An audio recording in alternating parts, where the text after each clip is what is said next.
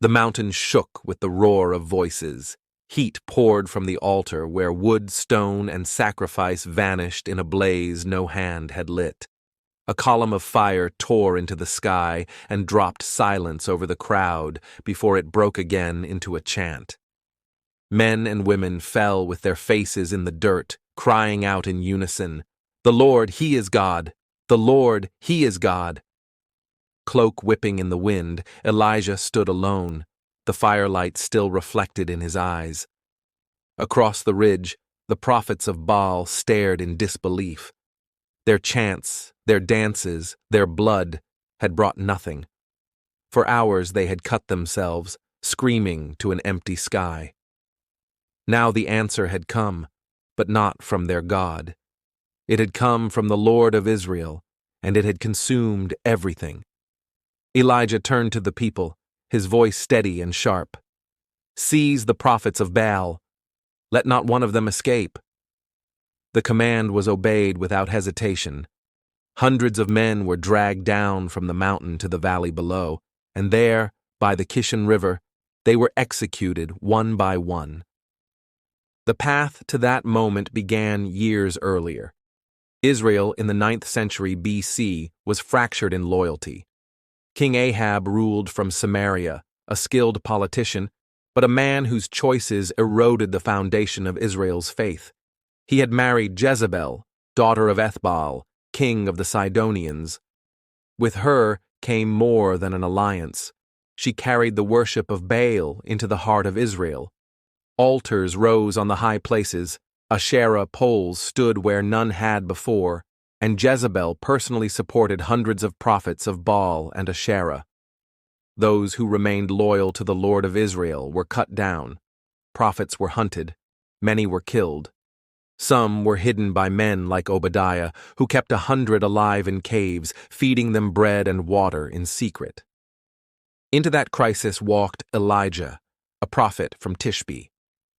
He confronted Ahab directly, declaring that because the king had turned to Baal, there would be neither dew nor rain in Israel until the Lord spoke again.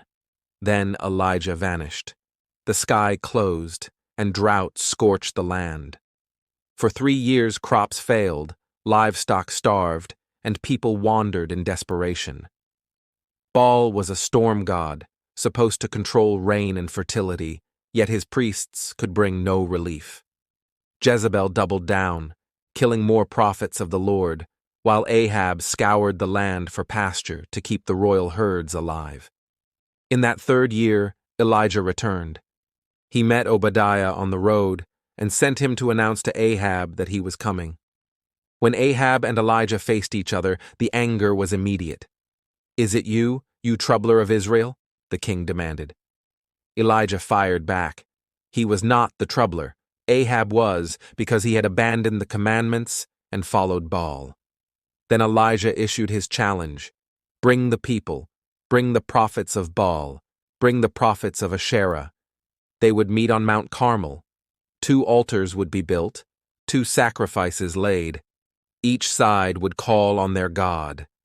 The one who answered with fire would be God indeed. The crowd that climbed Mount Carmel was immense. Soldiers, courtiers, farmers, and whole families pressed in to see the contest. On one side stood 450 prophets of Baal, robed and confident, backed by Jezebel's court. On the other stood Elijah, alone, with only his cloak, his staff, and his faith. He called to the people and shamed their indecision. "How long will you waver between 2 opinions? If the Lord is God, follow him, but if Baal, then follow him." The crowd stayed silent, waiting for proof. The prophets of Baal went first. They cut the bull, stacked the wood, and began to shout, "O Baal, answer us!" From morning until noon, their cries echoed across the mountain. They danced around the altar, leaping, stumbling, calling louder. Nothing happened. At noon, Elijah mocked them. "Shout louder," he said. "Maybe Baal is thinking. Maybe he is away on a journey. Perhaps he is asleep and must be awakened." Stung, they shouted until their throats broke. They cut themselves with knives and lances until blood streamed down their arms and legs. Hours passed. The sun dropped lower. Still nothing. No fire, no sound, no answer. Then Elijah called the people to him. He rebuilt an altar of the Lord with 12 stones, one for each tribe descended from Jacob. He laid wood, cut the bull, and placed it carefully. Then he dug a trench around the altar and told the people to pour water over it. They soaked it once, twice, 3 times until water ran down the stones and filled the trench. No trick could be claimed. This was impossible. As the time of the evening offering came, Elijah prayed aloud. His words were direct. "Let it be known this day that you are God in Israel, that I am your servant, and that I have done all these things at your command. Answer me, Lord, that this people may know that you, O Lord, are God, and that you have turned their hearts back." Fire fell instantly. It consumed the sacrifice, the wood, the stones, the dust, and even the water in the trench. The crowd dropped to the ground, terrified and awestruck, crying out together, "The Lord, He is God." The contest was finished. There was no doubt. Elijah's voice cut across the valley. The prophets of Baal were seized. They were dragged down the slope to the Kishon Valley, a place long associated with judgment, and there Elijah oversaw their slaughter. 450 men lay dead before the day ended. The aftermath carried ripples across the land. Rain came soon after, breaking the 3-year drought, but the conflict was not over. Jezebel's fury exploded when she heard what had happened. She swore to kill Elijah just as he had killed her prophets. The prophet who had faced down hundreds on Mount Carmel fled into the wilderness, collapsing under a broom tree and begging God to take his life. His triumph had not ended the war. It had only raised the stakes. Yet the story of Carmel endured as a turning point, a public reckoning in which silence and fire stood side by side, and the people chose. The slaughter itself was more than vengeance. It was a purge meant to rip Baal worship out of Israel by the roots. It was bloody, unflinching, and final. Those who had eaten at Jezebel's table and led the people astray were erased in one afternoon. For the biblical account, it was divine justice carried out by human hands. For those who witnessed it, the images never left. The fire falling from heaven, the prophets screaming in vain, the river valley stained with their blood.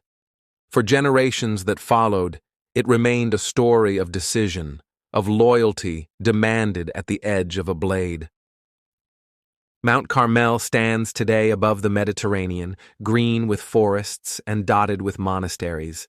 But for Israel in the 9th century BC, it was the stage for one of the most dramatic confrontations in its history.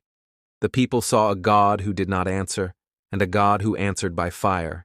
They watched as 450 men who had claimed power were struck down in judgment, and they carried that memory into the years that followed, when Jezebel's influence still haunted the throne and Elijah's name still stirred both fear and faith. That day ended with a choice made visible. Fire answered silence. A people bent their knees, and the prophets of Baal were no more. Thank you for listening to Divine Crime. Subscribe for more true stories from the most dangerous book ever written.